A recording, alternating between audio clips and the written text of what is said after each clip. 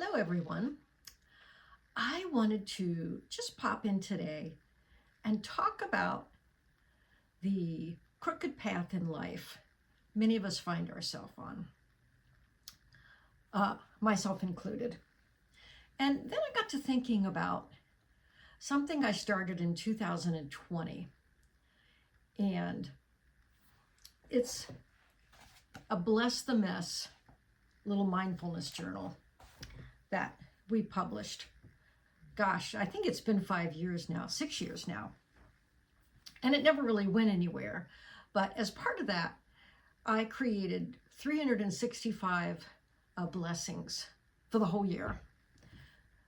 And this really got me thinking about one of them in particular called Blessing the Crooked Path in Life.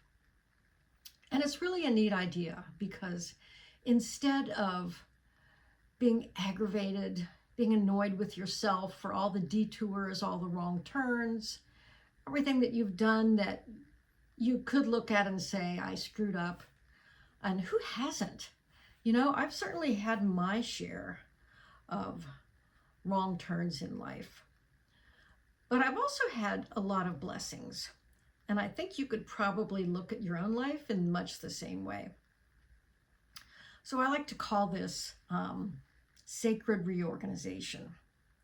You know, maybe the chaos is just the universe trying to reorganize everything.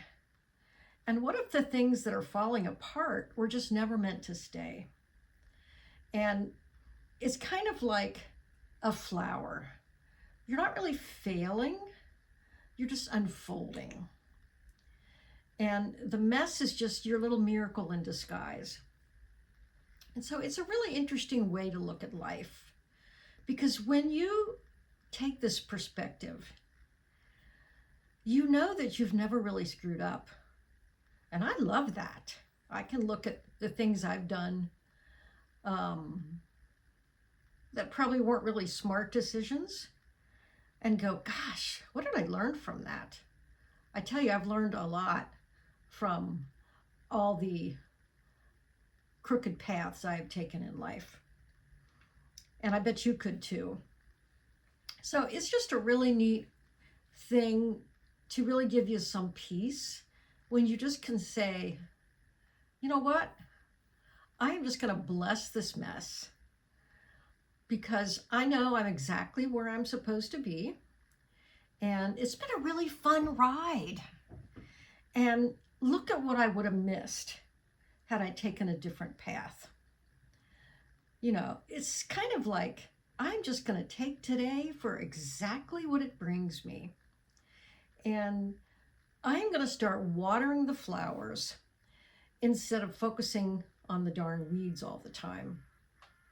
And I think this is just a really neat way to find some peace in the decisions you've made.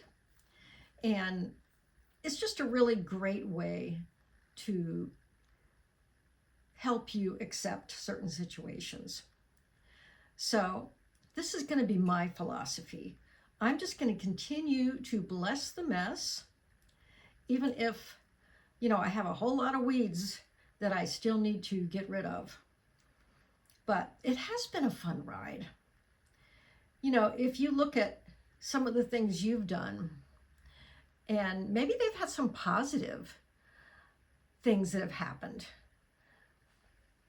I know for me specifically, I jumped out of the corporate world in 2009 when my job was basically eliminated in the recession. And I really had a hard time finding my place after that. But as a result of all that, my son, who was really struggling at the time in school, he was struggling with everything. I decided to focus some years on him. And that's made a huge difference. And he is thriving today. He is a civil engineer, already has his bachelor's degree, and he's working on his master's degree. And I just like to think that if I hadn't have been so unsuccessful, never really finding a great job after that, that I wouldn't have been able to spend that kind of time with him. And I can be really grateful for that.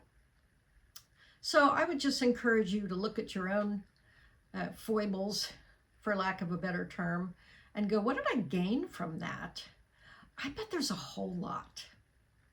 And I bet you have some beautiful flowers, and you've planted a whole lot of seeds of expectancy. And I know I have. And I still have a lot of junk to clean up, but I'm just taking it one day at a time. And I hope you'll join me every day for just a little encouragement as I encourage myself. So that's my rant for today. Just look at the mess, that it isn't ruining your life. It's just reorganizing it. And you're good. You got this. And so do I. Until next time.